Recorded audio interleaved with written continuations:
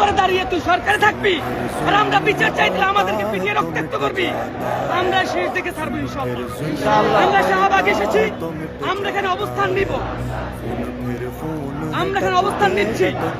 আমরা একটা রফা দফা না করে এখান থেকে যাচ্ছি না, আমরাও দেখে ছাড়বো ইউনূস কতটা নিচে নামতে পারে। যাদের রক্তের উপর দাঁড়িয়ে ও সরকার গঠন করেছে তাদেরকে মেরে ওর কত রক্ত প্রয়োজন আমরাও দেখতে চাই।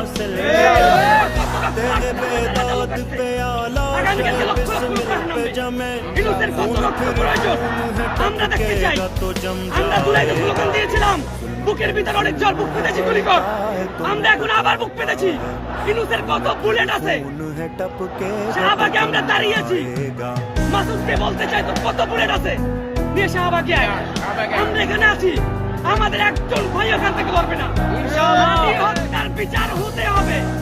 ইউনূসকে ক্ষমতায় বসিয়েছি, এই ক্ষমতায় থাকা অবস্থায় ইউনূসকে এই বিচার করে ওকে যেতে হবে।